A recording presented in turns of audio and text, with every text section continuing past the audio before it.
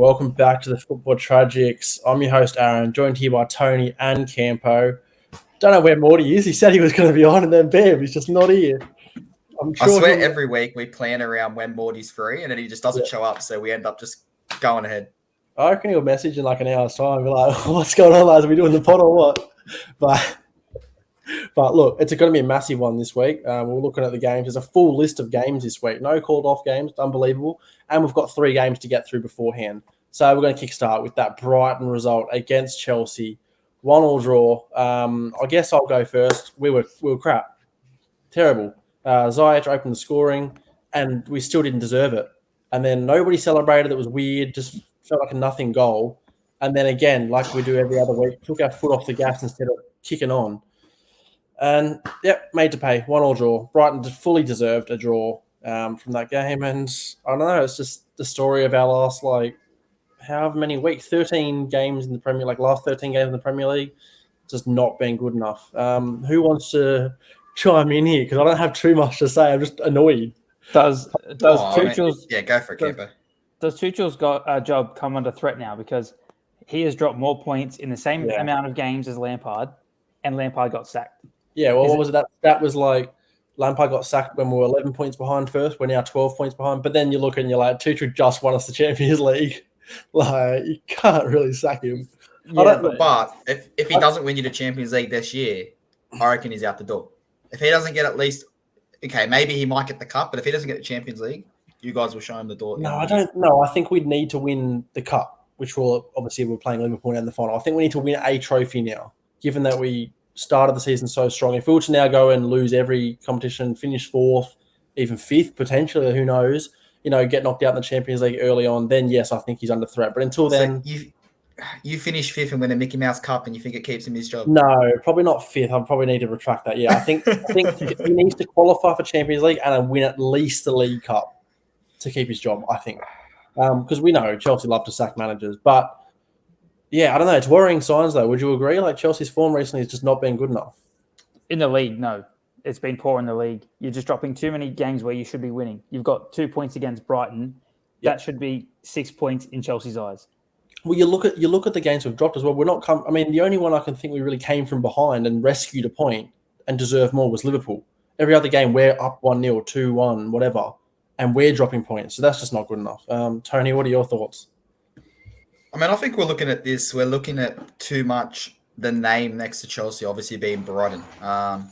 We looked at that United game where we had that draw, United-Chelsea, and it was Chelsea didn't play their best football, but they got a point from United, and you always want to get a point from United, and Brighton's not that far behind United. So if I'm looking at maybe that West Ham, Tottenham's playing good football, but West Ham, Arsenal, United, Wolves, Brighton's playing probably the best football out of all those teams around that mix. So, yes, Chelsea should be winning this game. Yes, they should have 6 points from 2 games, but Brighton aren't pushovers. They did lead the table after whatever weeks it was, but they're in that top half for a reason, and they've got a good unit. And I think for Chelsea, it's just all those games they had to play extra last year with those cup runs. The cup runs so far this year, it's just slowly catching up, and it's what it is. You're still in the top 4. If you want to switch positions, you can have our spot and we'll jump in the top 4. So I think it's worrying, but I think we're overlooking how good Brighton are playing at times this year. Yeah, I think you're spot on. I think we are disrespecting Brighton a bit. I think the whole world is disrespecting Brighton a bit. They are playing well. They had a little bit of a slump there, but they seem to be back on it. But yeah, look, Chelsea, we've played a lot of games. I think 53 in all comps or something like that. So it's the most out of anybody. But again, we've got the squad depth, so I'm not going to use that as an excuse. I think we'll obviously get into it, but we've got the international break coming up after this weekend. We'll be away at the Club World Cup. Hopefully we can just, move some players around, get a bit of squad rotation going, but hopefully a little bit of a break coming now. Let's get into the next game, lads, because Campo is probably absolutely itching for this one. It reads Leicester 2, Tottenham 3, but if you had a look at the score, what was it, 94-50, something like that? It would have said 57. Campo, take us away, mate. Tell us all about the Steamers. It's just crazy. Leicester they were about to perform the biggest snatch and grab in history. There's a reason why where you tackle a player on FIFA and then they still get the ball back. That happened for Leicester's first goal, so I understand now why it's in the game. And then Harry Kane equalised. And then it was just constant chance after chance after chance. Couldn't find the net. And then a lovely reverse pass from Harvey Barnes puts in James Maddison, puts it away. And I'm thinking, here we go. Smash and grab. Leicester have done it. And then just absolute pure scenes. It just reminded me of that night in Amsterdam. Just pure euphoria, euphoric feeling. If that was a drug, put that in my veins and give it to me every day. We do not condone drug taking on the Football Tragics, guys. Just putting it out. We contain football, though.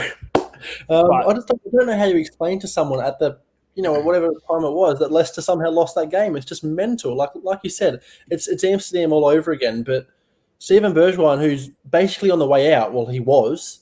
I think now they're probably torn up whatever contract. Mil. Yeah, but they probably said, "Nah, you're not leaving at this point," because it's just mental, isn't it? Like I think goals and the deciding factor. You score in the 95th minute. They didn't try and celebrate. They wanted to go again. Yeah, they 100%. went straight and went back. You see a lot of teams score in the 95th minute. They think the game's over. They'll go and celebrate. Yeah, draw. Yeah, but Antonio Conte team, he's changed the mentality already. Like you can already see it in the league. They want to win. They don't give up. They fight for until the 97th minute. And they deserve that win. Yeah, absolutely. I think Leicester though, that them conceding that final goal was not good enough. The way they gave the ball away, Tielemans was shocking. That was terrible. They must have thought that the whistle was just going to blow and they were just done. And then Spurs didn't take their foot off the pedal until the final second. Tony, talk to us. What were your thoughts on this crazy game? I mean, this phrase "snatch and grabs" I think is getting a bit overused right here. It's not Ajax versus Barcelona when they have 15% possession and go on and win the game. I mean, yeah. He's had 27 shots, but they also had 14. He's only had 5 more on target. So in the scheme of things, that second half, Leicester were kind of just trying to hold on, trying to defend. But, I mean, that's why we love football. Games like that are the reasons that even the neutral fans fall in love with football. And as much as it pained me because obviously Tottenham are that top 4 team we're chasing or about to get into the top 4 with their catch-ups, a game like that is a spectacle for anyone to watch no matter who you support. Yeah, if you want to show people, like you said, if you want to watch football, you show them the last 2 minutes, and that's why we love this game. Hey, it's just ridiculous. That's up there with the Deeney. That's up there with the Deeney celebrations. Aguero on final day. It was later than Aguero's winning goal. So, but did you also see Bergwijn went to jump into the crowd? He was on a yellow card. Højbjerg grabs him, pulls him back, so he can't get that second yellow card. I just thought that was very smart from saved that he's now available for Chelsea because of Højbjerg. I mean, there's a turn of fortune going on at Spurs. I don't like it, especially with Conte at the helm, but it makes for an interesting weekend, especially with Chelsea versus Spurs, which we'll get into. Tony, we're going to go back straight to you because it is Brentford 1, United 3. How do you think your boys got on? 3 big points here? I think we'll leave it at that. I think 3 points is generous to what we deserved. We were speaking, obviously, before the pod and speaking in numerous group chats, first half 2, 3, 4, we should have probably been down. Very lackluster. I don't know what's going on. Obviously, Ralph did come out and said, I'm going to abandon my 4-2-2, whatever it is he likes playing, because he just doesn't see it working at United. There's not enough time to implement it. So he went back to, I guess, what was working for United, and we looked just as shambolic. Respect to him, benches Maguire. I think that was something that Ole would have never done. So he's benched Maguire. And what can I say? We got 3 points. We had, obviously, Alengar getting his first senior goal of the year. Greenwood and Rashford both getting their goals that are probably crucial for them kicking on for us to push for that top 4. McTominay pulling in Zidane, performance. So I don't know who we're playing next, but he's going to turn back into McTominay, and it's not going to be very fun. But, I mean, you take the 3 points, especially when you play bad football away on the road, and I think that brought up the milestone of the first Premier League team to win 300 away games. So it's a big result away from home. We've seen what Brentford can do, and I don't remember him conceding this many goals, especially at home in the league this year. So we played shit, but we'll take the 3 points. Yeah, I mean, that first half, it's worrying signs. The second half, a little less so. I think Ralph's stamped his authority. He, like you said, he benched Maguire, right move. Took Ronaldo off. Ronaldo wasn't happy. We know that, but that's just Ronaldo's mentality, himself wanting goals and big player. Decent performance though, yeah. Like you take it. De Gea, he's in fine form, so that's what you need from your keeper. What else to say, Campo? What have you got to say about this game? I don't know what United's problem is to be that open consistently. You can see even when they go 3 at the back, 5 at the back, whatever you want to call it, they just seem to get split open constantly. I don't know how I just don't know what the issue is. Like Brentford genuinely should have been up 3-0. The chances they had. I think Ralph summed it up though, Campo. He's gone to the hierarchy and said Maguire, Shaw, and Wan-Bissaka all need to go. We need to replace them. So that's why we're so open. The defense. If you watch some of that game, I'm not sure where I give him love, but where Lindelof was half the time, where Wan-Bissaka was, and where Shaw was, and Tellers was, and with those kind of players, if you don't have a proper number 6, you're going to get open. Yeah, I guess, but I just think Brentford's chances. Again, I say it every week. You don't take your chances, you lose these games. But yeah, it showed good fight from United to come. After having all those chances put against them, to stay in the fight and then, put 3 on them. So respect to United in that aspect. Yeah, I mean, we were just speaking off air. Well, I mentioned it. Did you see what Thomas Frank said about dominating United? Where this small teams just come up. United's this powerhouse, most expensive team in the world, I believe. But you didn't get the win. That's the thing. Credit to Brentford. They're playing some great football. They look good. It's exciting, but they didn't get the win, and that's the reality of it. It's going to be a long pod, as I've said. We're going to have to get into the preview now, so we're going to start off with that boring game. No offense, Watford Norwich fans. But yeah, look, offense. It's Watford versus Norwich. It's a massive 6-pointer. Then we've got Everton Villa. That's a good one. Brentford Wolves, Leeds versus Newcastle, United West Ham, Southampton City, Palace Liverpool, Crystalbul there, Arsenal versus Burnley, Leicester Brighton. Then we finish with the Battle of the Bridge, Chelsea v Spurs. All right, how quickly can we get through this Watford Norwich prediction, lads? I'm going 0 or draw. Saturday morning kickoff. Nothing exciting. Tony, what's your thoughts? I don't get how you think both these teams are going to defend for 90 minutes and not concede a goal. So you've obviously had too much to drink today. So I'm going to go with a draw, but I'm going to go 2-2 because I don't think either team's going to defend for 90 minutes. That's exactly what I was going to say, but I was like, it's a Saturday morning game. Nobody wants to watch this. So 0-0. Campo, which way are you going? Draw as well? 2-1 Watford. It's just Oko double. Fair enough. All right, let's move on. The team that did lose to Norwich, Everton Villa. This is a big game. Coutinho returning to Everton. He scored a few against a few belters actually for Liverpool. So he wants to score probably this game. Will it work out that way? Will Villa get the win? Tony, we'll start with you. What do you reckon? Fuck Coutinho. I think it's going to be an interesting game. Obviously, Everton did go down to Norwich, so it's kind of, if I'm that manager, I'm sitting in there going, you have something to prove now. You go back out there, you fight. Well, it's not the same manager. Yeah, I know, that's what I'm saying. The manager's been let go. You've got a new manager come in.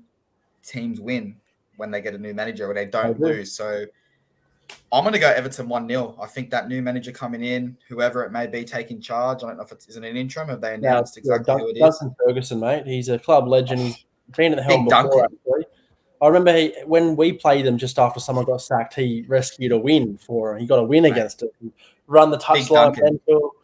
But get on the train, boys. Big Duncan, 1-0 win. Get on the train. Well, you could be spot on here because Everton's starting to get a few of their players back now. Calvert-Lewin should be fit and starting. Richarlison. Obviously, Luca Digne, though, playing against his former club. Will he turn it on its head? Campo, what do you reckon? I thought I was going to be the lone wolf here. I actually was going to predict a 2-1 Everton. I think, Everton will be so fired up. Luca Digne is probably the main reason. You left us to go to these guys. We'll show you why you should have stayed. And again, you saw Duncan Ferguson's first appointment. He did well there. And I think it would be the same kind of thing. So I'm going 2-1 Everton. I'm gonna bring a bit of balance. I'm gonna give another draw.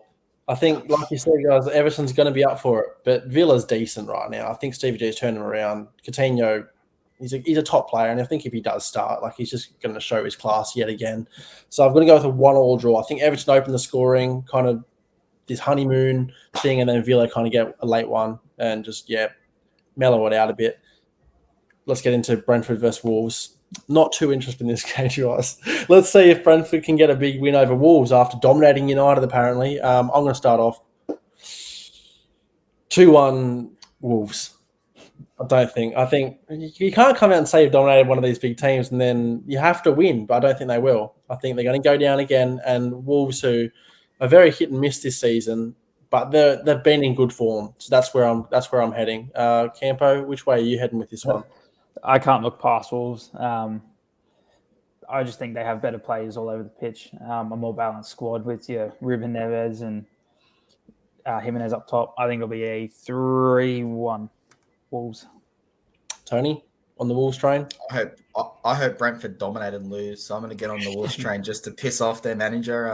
I hope they have 25 shots to 1 and Wolves pull off a 1-0 win. So let's go, Wolves. We're all on you. We're following that train, and it just sounds sour to come out after a match. Like, you can just say full credit to the boys, they played well, but to bring all that other stuff into it, it's a bit petty. If I'm rate it, myself, so. You didn't get the win, so it does look a bit bad. Like, I don't know. All right, we have a big 6-pointer up for grabs here, or not so much because Leeds have hit a little bit of a form here, but it's Leeds versus Newcastle. Newcastle 2 draws in a row, Leeds 2 wins in a row for the first time all season. Will they make it a third, or will Newcastle finally turn this ship around? That needs to be done eventually if they want to escape relegation. Campo, you can start. What do you reckon? I just think Leeds will have too much. If you're playing John Joe Shelby in the midfield every week, you got problems at the club. Every week you mention it. Yeah, I just can't stand the bold twat. And I just think Leeds are starting to find some form. They're players that shone last year, like your Harrisons, and they're starting to get involved this season. So I reckon 2-0 Leeds. I can't see Leeds keeping a clean sheet, so I'm going to go 2-1. I'm going to go 2-1 Leeds, but I'm on that train with you. I think Leeds, they are hitting 2 wins in a row. They need to make it a third. They need to get away from that relegation fight there, and this win here would be enough to get them away, I think. Leeds win. Tony, what do you reckon? I mean, I think you pose this as a 6-point game, like as you do when there's games like this, but I think it's way more important, especially for Newcastle. Obviously, you've got that Watford Norwich playing each other, so one of them is picking up points. So if you're not picking up points here, they're moving further away. What was that? Both of them might pick up a point. We don't know. That's what I'm saying. Someone's picking up points, or they're both picking up 1. So for Newcastle, this is like a 6-point game in the game they're playing. Plus, it's what happened the day before in the Watford Norwich match? Because if Watford win, they move another 3 points away from safety. So I don't know. It's one of those games where St. Maximin can turn it on, and he's going to get that space in behind. We see how Leeds play. They like to attack. This is a game that he's going to love. So I'm going to get him on the score sheet, but I hate both these teams. Can I just skip my prediction? You know what? Just because I hate both teams, I'm going to go 2-2. I'm going to go 2-2 and just because I don't want to pick either team to win. But Daniel James is going to score, as I've said for the last 6 weeks. Yeah. All right. Well, Tony, we're going to stick with you because it's United versus West Ham. You've played a couple cracker games, both in the league and the cup this year. You're at home at Old Trafford. Comfortable win after Brentford? What do you reckon? Oh, I don't think it's going to be a comfortable win. It's a tough one. We're not playing the best football at the moment. Neither are West Ham, to be fair, but they're stringing along results. And I feel like this is about the 55th time we've played them this year. I feel like every couple of weeks I get a Man United West Ham game coming up. So it's going to be a tight game. I think with Varane and potentially Maguire coming back into the lineup, I think we have enough bodies to cover Antonio. Just because a big striker, stick Varane on him, I think he does the job. But it's that front line that kind of concerns me because I don't want him to go back to Ronaldo. Obviously, he's going to start, but I don't think Rashford should start. I think Alenga, since he's been on the pitch, has been playing brilliant. He's had those 2 games.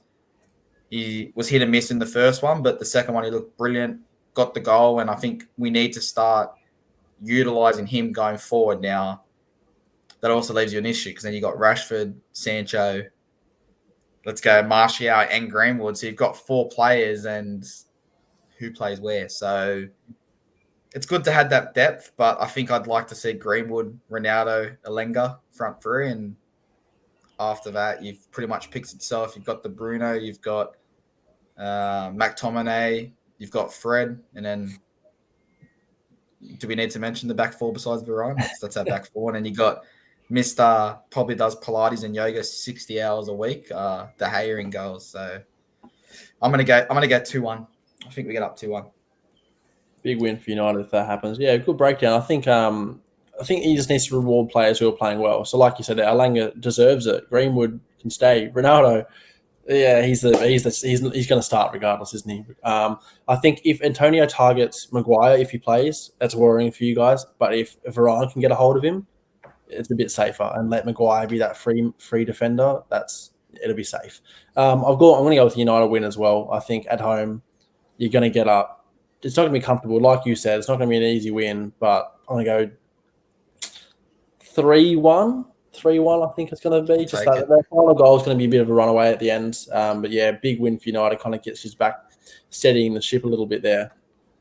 Campo, which way are you going to go? You're not going to go with West Ham. We know that. No, I'm going to sit on the fence, but I just think Jared Bowen is in very, very good form. I think if he's running at Maguire, they've got another problem on their hands.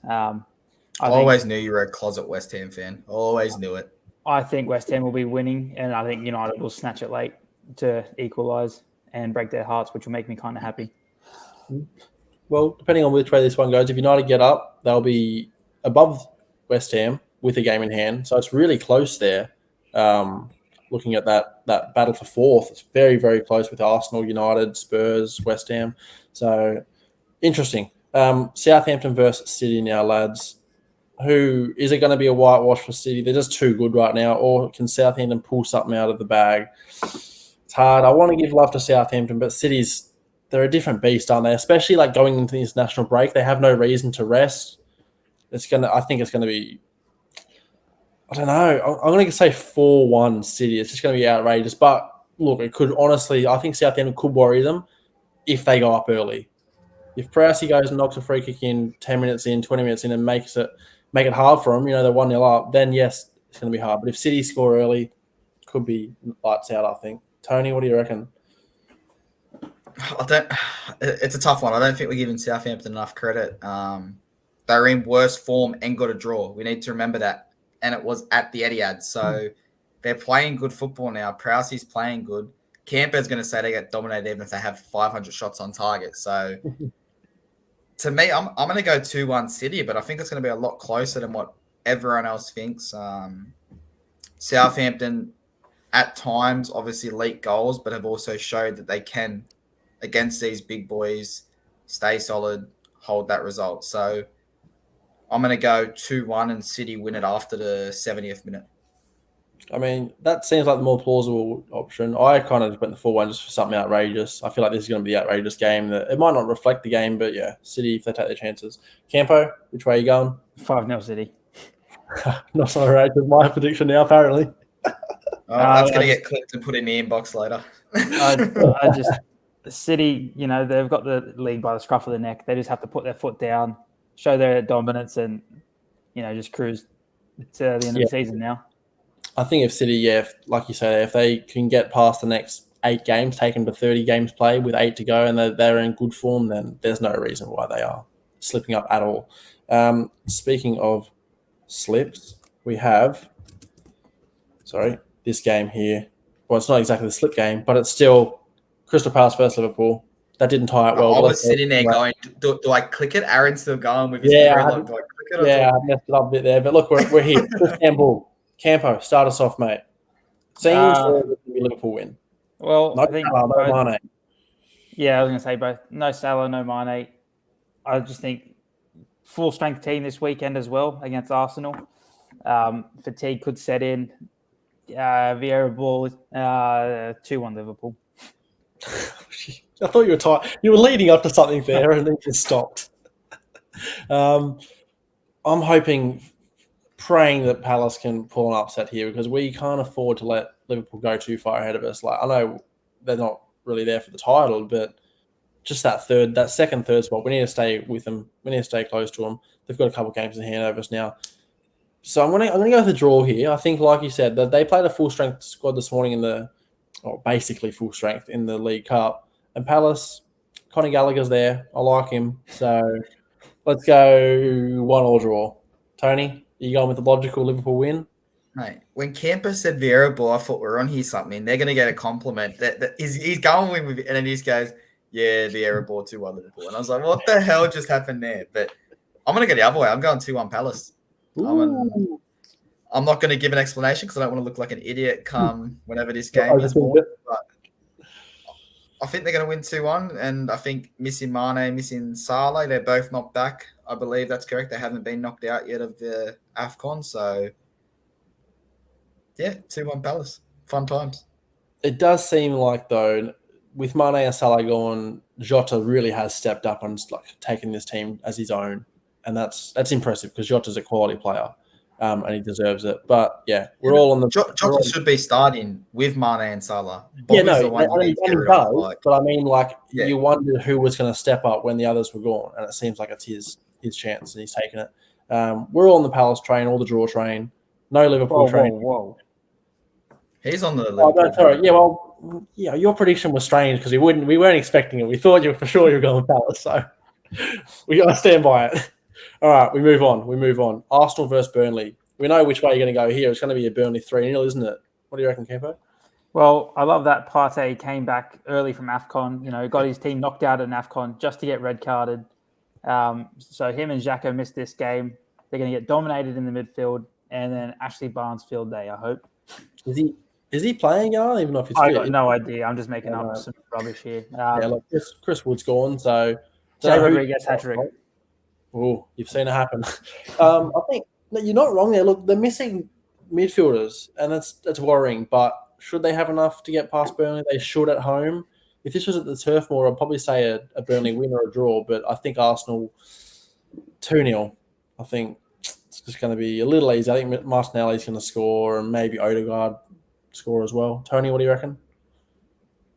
Oh, I mean, you can't look past Arsenal, the form they're playing in.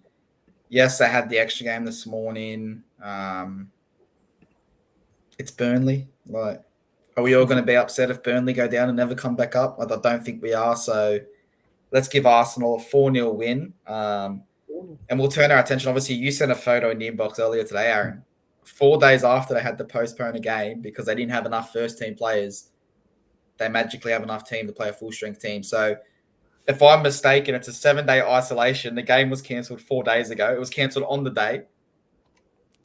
Surely something dodgy is going on here. Well, no, we know that their outs weren't because of COVID. They were injuries. So somehow all these players are just back fit all of a sudden. We don't know what's going on there at Arsenal. But since when can you cancel a game due to injuries? I've seen teams... Bayern Munich, I read somewhere the other day, Bayern Munich played a game where their bench had 0 Bundesliga game experience amongst them. They went out, they fulfilled it, and they kept going, where Tottenham knocked out of the Conference League because, I mean, it's nothing bad for Tottenham, but knocked out because they couldn't legally field a squad due to COVID. But Arsenal, we've got a few injuries and red cards, so we're not playing, and it gets approved. Just seems a bit sus to me. If that was a Burnley, are they getting the same treatment? We're going to need to get a representative from Premier League on because we're asked the hard-hitting questions here and we don't know the answers. I want to know the answers. Why are Arsenal get away with it? All right, let's move forward. Leicester v Brighton. Will Leicester see out a game this time? It's Brighton. They're actually, like Tony said earlier, they're in bloody good form. They're looking good. I'm going to go with a 2-1 Brighton win. I think Leicester's still going to be worried, the fact that they slipped up big time against Spurs, and Brighton are going to take their chances and come away with it away from home. What do you reckon, Campo? I agree. That's going to hurt Leicester, especially Tielemans' confidence. That'll take a big hit. I think Brighton will win 2-0. 2-0. Tony, see you out the Brighton. What do you reckon? Is Vardy injured? Is Vardy playing? Do we know what's happening there? He's injured. I know he's injured. Oh, there goes that. I wanted to say that Vardy's going to score a goal and go do a little seagull celebration in front of the Brighton fans, but there goes that. So, yeah, I think if you look at them on paper, Leicester should be winning this game. But I just think Brighton's going to really break him down, and I'm going to go a 1-1 draw. I'm not going to give either team credit here. I think both teams can win this game just as much as both teams can lose this game, so I'm going to sit on the fence. Fair enough. All right, that leads us into the final game of the round, biggest game of the round. It's Chelsea versus Spurs. These games are always fiery. There's always a lot of yellow cards, so get on that. Possibly a red in this fixture as well. We can see it happening. Campo, I'm going to let you start us off. Away from home, are you confident? What do you think? Conte back at the bridge? It's just your league form and our league form. I didn't really care about the cups. I didn't read too much into it. We are undefeated with Conte in the league. And in the league, the players just don't look like losing. Of course you can say league form. You're knocked out of everything else. You can't use any other form. The FA Cup's barely started. FA Cup, baby. It's barely started. Knocked them out of the cup. He's knocked out of everything else. But again, I just can't see us losing this game with your current form in the league. With all the scrutiny going around with Lukaku, with how much of his elephant feet are. Clip that for Monday, Aaron. But I also can't sit here confidently and say we'll win. But I will 100% take a draw. I'm going for a 2-1 win, but I'll be happy with the draw. Yeah, look, I was not nervous. Sorry for the League Cup games. I thought we had those comfortably, but this is a different story. Like you said, you're in good form in the league. We're not. Conte back at the bridge. It's different to like it wasn't like in the League Cup. It just felt like another game then. But now I think it's serious. I would love to see Lukaku get back to form this game. Like he needs to score, and it would be great if it was against Spurs. With Conte, especially there, like basically saying he wants to go and join Conte. Will it happen? I don't think he even starts. I don't think Lukaku starts this game. We look better without him currently. I think it's Havertz back at number 9, false 9, with Werner running off him. Do I want to see Ziyech start? I don't know, because he did score, but he's still, for all the goals that he can score, he doesn't look amazing. Something about him, I don't know. I'd love to see Hudson-Odoi and Werner just running off. Hopefully, I would love to see us revert to a back 4 and get a bit more attacking players up there, get Mount up there, utilise the players that we have available, but it's probably going to be back 5 and it's going to be boring. Tony, before I get into my prediction, I want to hear your thoughts. So hit us with it and then I'll finish with my prediction. I'm going to give you 2 predictions here. If Lukaku starts, it's going to be a 1-1 draw. If Lukaku starts off the bench, I'm going to go 3-1 Chelsea. Comes off the bench. You confuse me. Starts on the bench and comes on. Then I think it's going to be 3-1 Chelsea. I think you look a lot better without him. And the way you guys play, you don't want a big striker. You need that agile striker that can get in behind, that has that bit of pace that Werner does offer. Lukaku doesn't offer any pace whatsoever. But, yeah, I mean, you look better without him. We obviously in the past we've loved a big striker, but I think you're spot on in saying that the way we're playing now doesn't require a big striker. Like I'd love Lukaku to be the Costa, especially against Spurs, the Drogba, but he just doesn't. He doesn't want it enough. He doesn't seem hungry enough. You did not just refer to him. You want him to be the Drogba. Like never even put those two in the same sentence ever again. Unless it's Lukaku is not Drogba. No, but Lukaku will never be Drogba. When he first came to the club years and years ago, he was meant to be that Drogba. Will never be Drogba. No, he's not gonna. It's past that point, but I'm saying I wanted him to be. He should be that. He's got everything made up for him to be that, but he's just not. But I think basically what you said with your prediction was what I was going to say. If Lukaku starts, I don't think we win. I'm never going to go against Chelsea. I'm never going to say we lose, but I don't think we win. If we don't start Lukaku, so off the bench. If we start with Havertz, I think we win 2-1. So I'm never going to go against the boys. You know what? Before we finish here, we're going to do a bit different now. Aaron, Chelsea win. Give us who you think your man of the match is going to be. Man of the match. Man of the match. If Chelsea wins, who's the man of the match? Havertz. And then you've got time to think. Okay, Campo, you've got no time to think. No, Tottenham win. Tottenham win. Who's the man of the match, and why is it not Kane? Because he's going to miss 5 chances. I'm going to go extremely bold, and I'm going to say Matt Doherty. Oh, God. Has he been better in any game he's ever played? He was the difference pretty much in that comeback, and I reckon he'll start over Emerson, and you watch him put in 2 crosses, which finds the Harry Kane and Lucas Moura. You're not wrong about it being a bold prediction, because I don't think anybody I'll else tell in the you. whole world has ever said that. I'll tell you right now, if there's a game that Harry Kane is going to score and he's going to score more than one, it probably is Chelsea. Yeah. Let's be honest. Like, it's a game where he's going to pop up, he's going to score 2 or 3. We're going to be like, oh my gosh, he's back, and he's going to turn the shit in the next 6 weeks. So, yeah, I mean, I'm interested because either way, someone's dropping points, and that's a good day for United if we've already picked up the 3 points against West Ham. Spot on. Look, we'll have a review coming for you early next week. Then we've got a massive break for the international break. So we'll see you early next week, and then peace. Peace. Peace.